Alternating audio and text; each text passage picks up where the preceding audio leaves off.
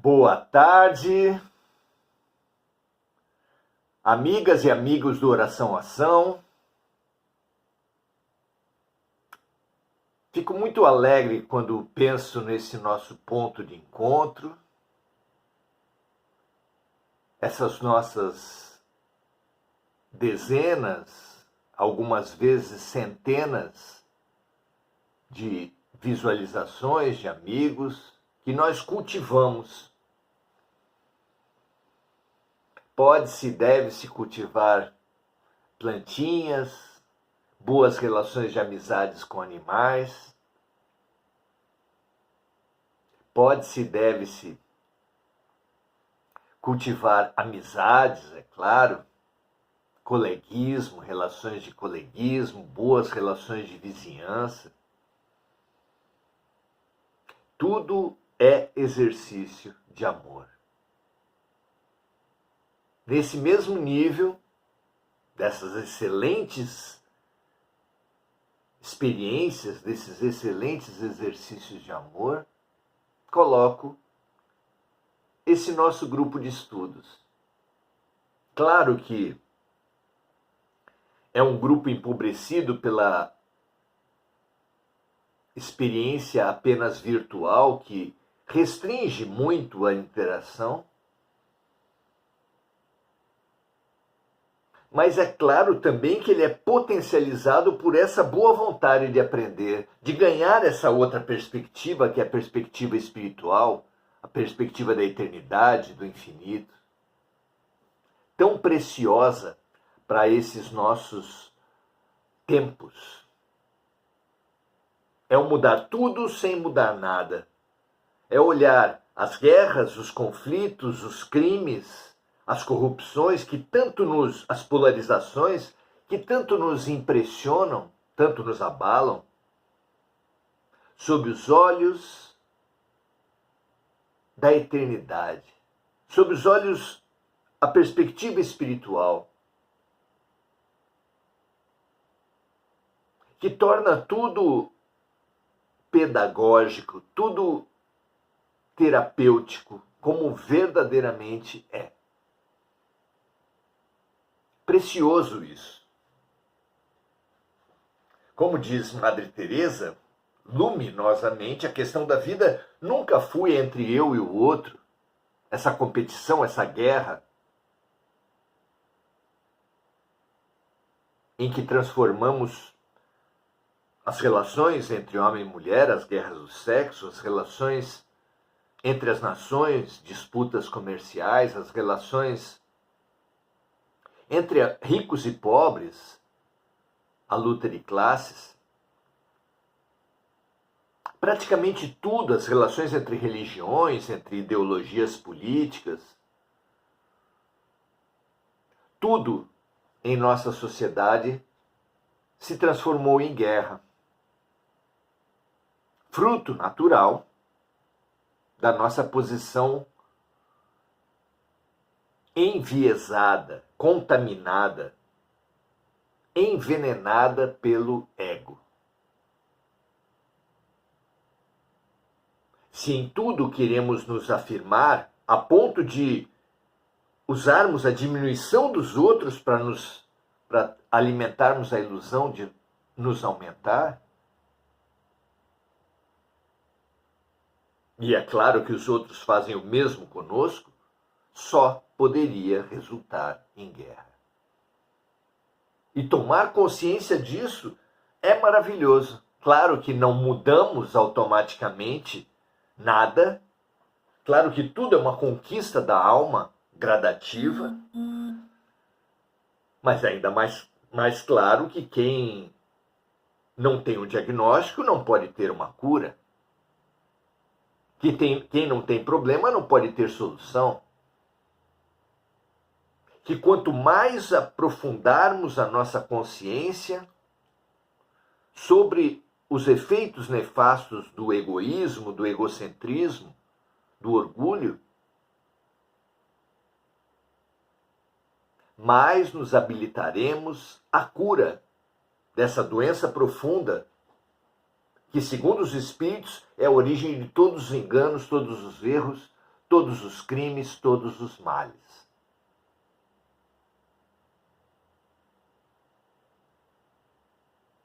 Olhar o outro, nos impressionar com o erro dos outros, não é problema, não é fofoca, não é competição e não é guerra, se fizermos do conhecimento um impulso ao autoconhecimento. Se percebermos no outro um espelho para o eu, esse é o nosso exercício aqui.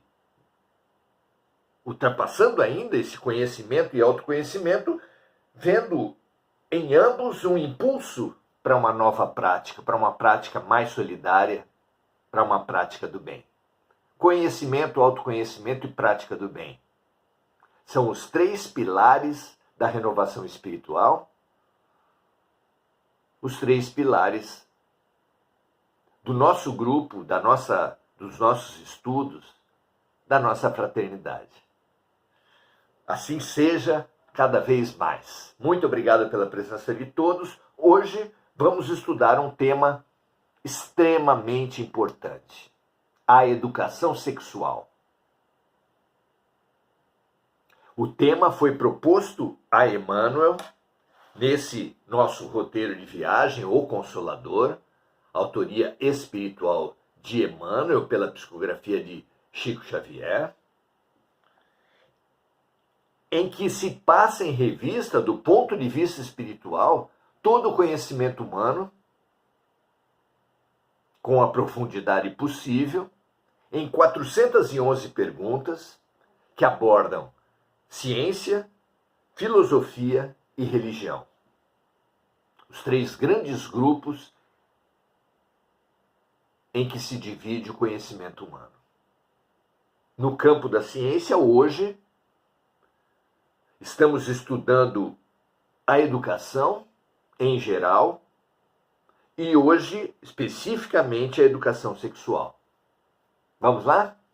Pergunta 111.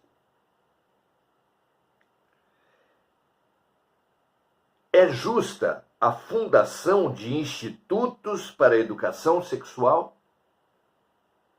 E a resposta de Emmanuel é a seguinte: quando os professores do mundo estiverem plenamente despreocupados das tabelas administrativas, dos auxílios oficiais, da classificação de salários, das situações de evidência no magistério, das promoções e etc., para sentirem nos discípulos os filhos reais do seu coração, será acertado cogitar-se da fundação de educandários dessa natureza. Porquanto haverá muito amor dentro das almas, assegurando o êxito das iniciativas. Olha que visão dura e importante Emmanuel traz aqui. Não se pode, no Espiritismo, cultuar, idolatrar nem o médium fantástico Chico Xavier, nem o seu instrutor igualmente importante, Emmanuel. Não se pode tomar nem as respostas aqui trazidas por essa dupla fantástica como verdades absolutas com a reverência dos textos atribuídos a Jesus.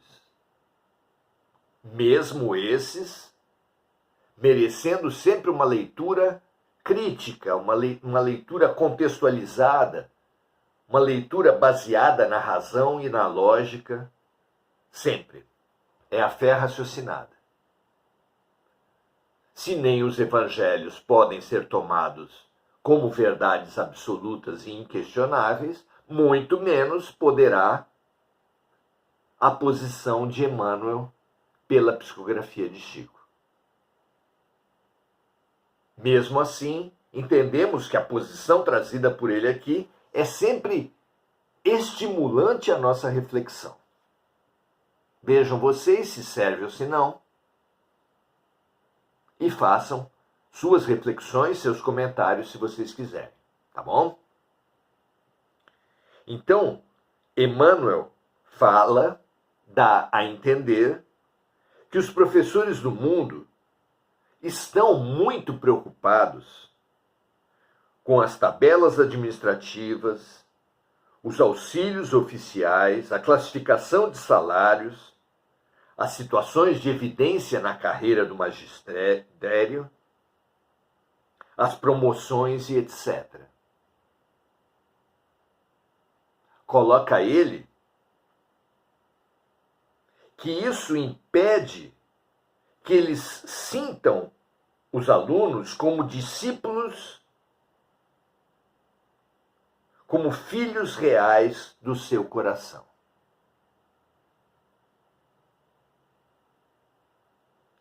E que por isso,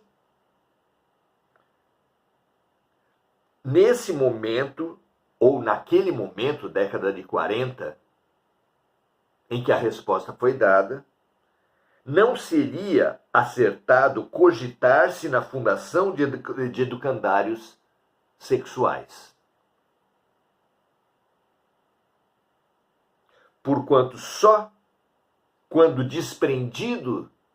desprendidos dessas amarras, digamos assim, teriam condições os professores de, imbuídos de muito amor dentro das suas almas, assegurarem o êxito dessas iniciativas.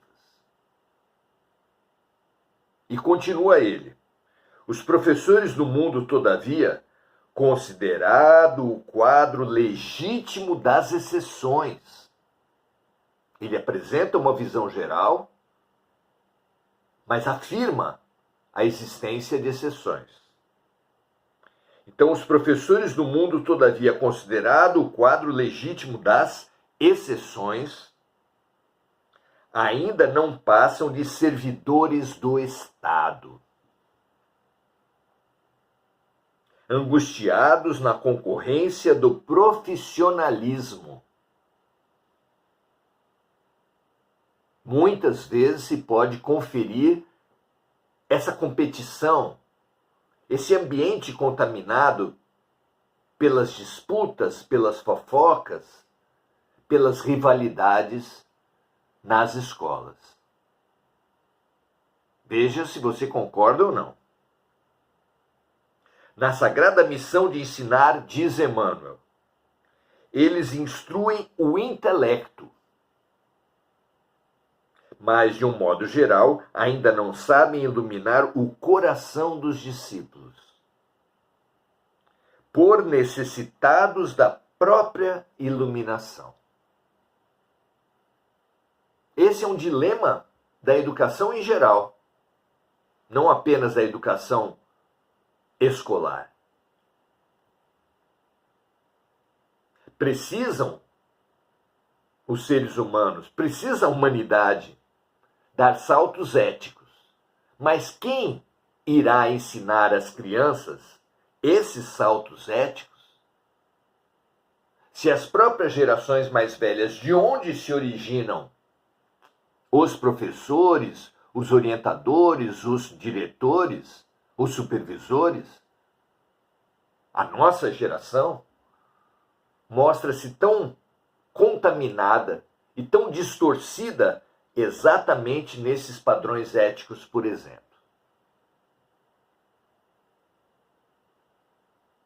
Muito se precisa ensinar aos alunos um senso crítico, uma capacidade de desvelar, de ver as verdades por trás dos véus dos interesses e das ideologias humanas. Mas quem irá ensinar esses alunos uma visão tão profunda, mesmo no campo racional? Acima de tudo isso, precisa-se ensinar os alunos as práticas solidárias, fraternas, a escola iniciar os alunos num processo de expansão do amor, que pode sim partir do seu cachorrinho, da sua planta, da sua família, dos seus colegas, dos seus amigos, mas que deve cada aluno colocar essas suas experiências particularistas de amor à luz, na perspectiva da fraternidade universal, do amor sem fronteiras de raça, de sexo, de ideologias, de religião, de nação. Sem dúvida, essa é uma tarefa maravilhosa, profunda, urgente, mas, novamente, que educadores estarão habilitados a fazer essa tarefa?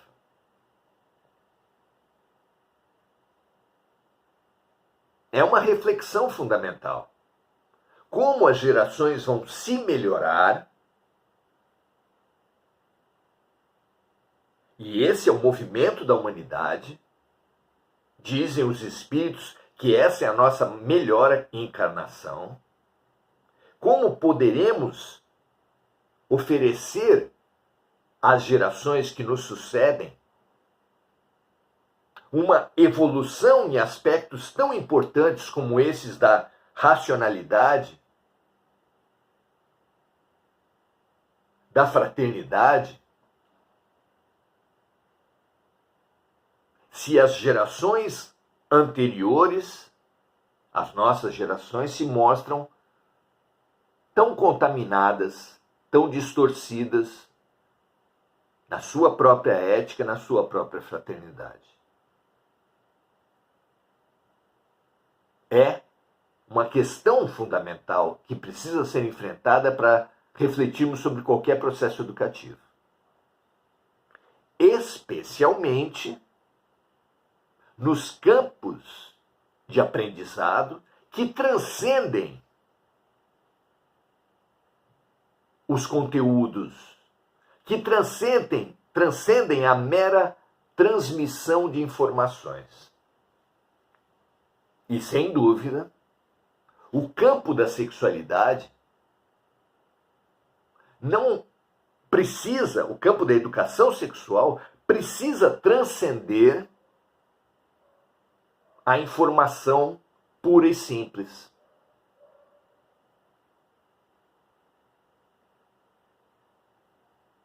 Ninguém consegue imaginar, por exemplo, a utilidade de explicar o funcionamento de uma arma para crianças. Uma arma funciona da seguinte forma, tem os seguintes princípios. O acionamento de uma arma se dá dessa e daquela forma. Os estragos que um tiro de revólver, de fuzil, de drone, de mísseis gera, se dá dessa e daquela forma. Ninguém consegue imaginar como faz a internet hoje dar, por exemplo, informações de como construir uma bomba atômica para crianças. Alguém pode defender isso? Alguém pode achar isso útil? Claro que não. Por quê? Porque tão importante quanto a informação racional, a informação conteudista, mecânica, objetiva, é prover aqueles que vão receber essa informação de uma base ética que mostre o valor da vida, que demonstre a importância de fazermos aos outros apenas o que os outros fizerem para nós mesmos, o respeito. que nos situe na perspectiva da expansão da alma, que é em que todos os erros surgem do egoísmo e todas as virtudes confluem para o amor universal, o amor independente de todas as repartições que a humanidade faz.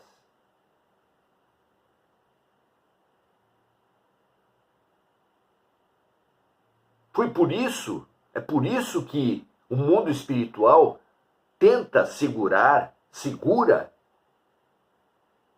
os adventos tecnológicos para só possibilitar à humanidade determinados avanços quando a humanidade adquire mínimas condições de bem utilizar esses avanços. Mesmo assim, muitos e muitas distorções surgem, como a má utilização da energia nuclear, trazida à Terra para resolver o problema energético, a má utilização da pólvora, desenvolvida na China para os fogos de artifício,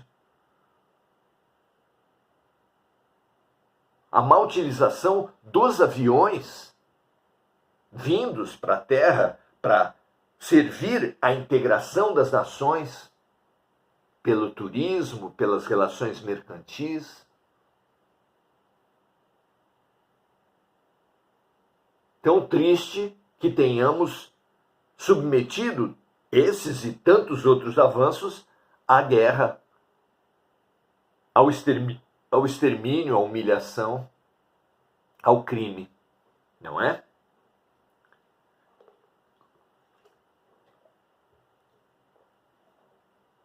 Todo aquele que propicia meios precisa assegurar-se que os que recebem a informação desses meios tenham condições de bem utilizá-los. Tenham bem claro dentro de si parâmetros éticos, morais, parâmetros filosóficos,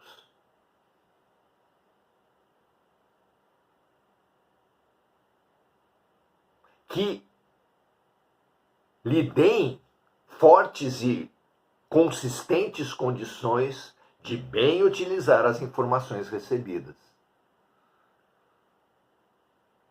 Nesse sentido, parece ter uma lógica muito grande essa crua visão da realidade escolar, da instituição escola, da postura de muitos professores. Como se disse aqui, não se pode generalizar. Mas que há muitos professores, mas que há muitas instituições escolares, há muitos sistemas de ensino comprometidos por essas preocupações, repetimos, das tabelas administrativas, dos auxílios oficiais, da classificação dos salários, dos planos de carreira, das situações de evidência, os cargos, das promoções, etc. Isso não há dúvida. E não é só o sistema escolar, onde há carreira, como no militarismo,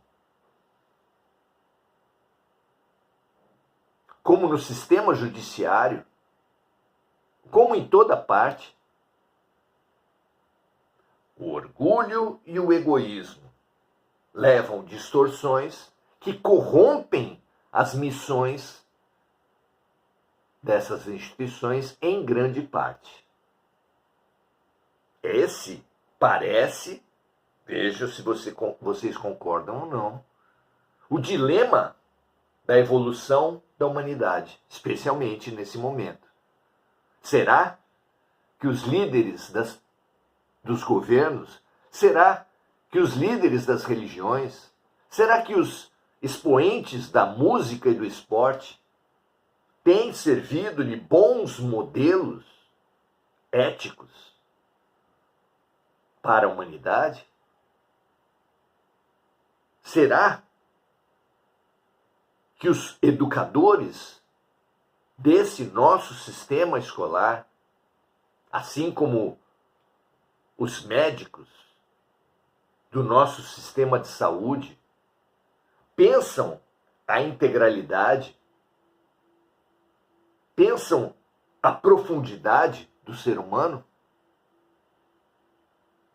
Isso serve para os psicólogos, serve para os assistentes sociais, como a minha profissão, serve para todas as profissões que lidam e que se encarregam de alguma forma à formação do ser humano. Enfermeiros, policiais, profissionais de todo tipo.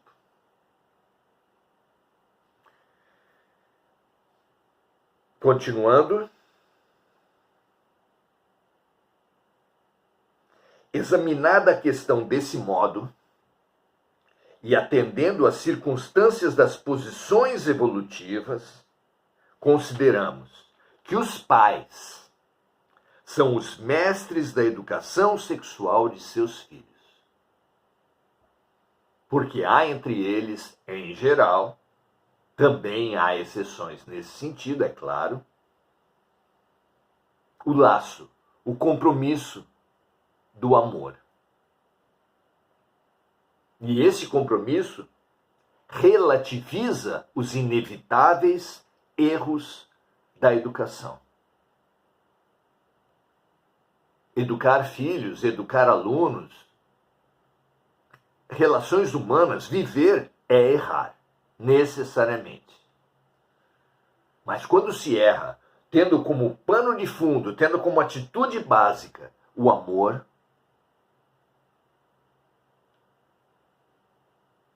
os erros todos ficam contornáveis, relativizáveis, compreensíveis e superáveis. Vocês não acham?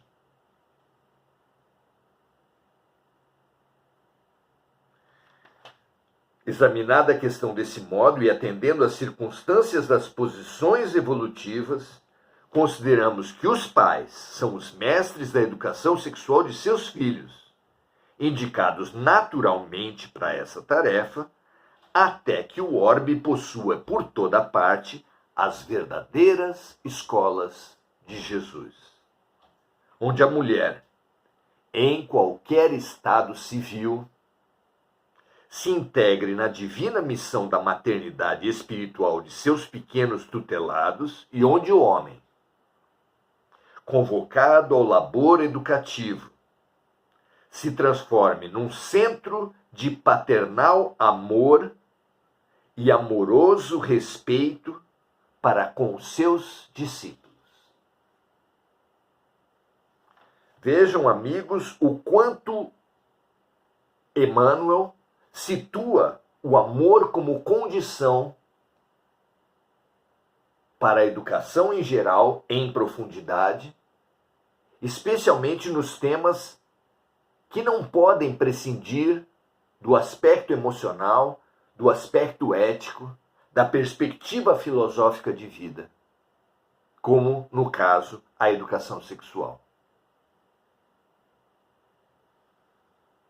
Em todos os parágrafos, em todas as sentenças, se coloca que, errando ou acertando, mas imbuídos do laço afetivo,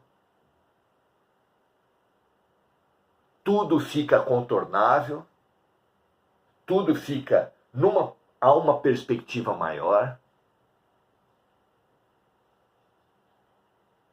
tudo vale a pena se a alma não é pequena, disse o poeta. Tudo vale a pena num contexto de uma relação afetiva clara, no contexto do amor.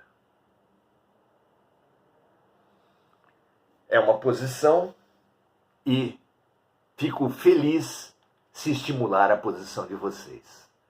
Saudar os amigos que estão aqui conosco. Mônica Silva, muito legal ter você aqui de volta. Mônica, que assim seja, graças a Deus. Enrica Jazeira, graças a Deus. Marco Aurélio Trindade, livre é o amor. É uma colocação. Lúcia Galvão, dando o seu boa noite. Mônica, lembrando dos encarnados, desencarnados de suas relações, lembrando das vítimas das guerras e dos desastres climáticos, que essa luz possa ser transmitida a todos os necessitados da Terra, dando o seu boa noite, assim como Enirca Jazeira, Mari Pereira, Adelaide Dias e Andréa Salvatore. Todos e todas muito bem-vindas, muito feliz pelo nosso encontro, e compartilhe se você entender que faz sentido, que possa ser útil a mais alguém. Um grande abraço a todos, ótimo final de noite e até amanhã, para quem for possível.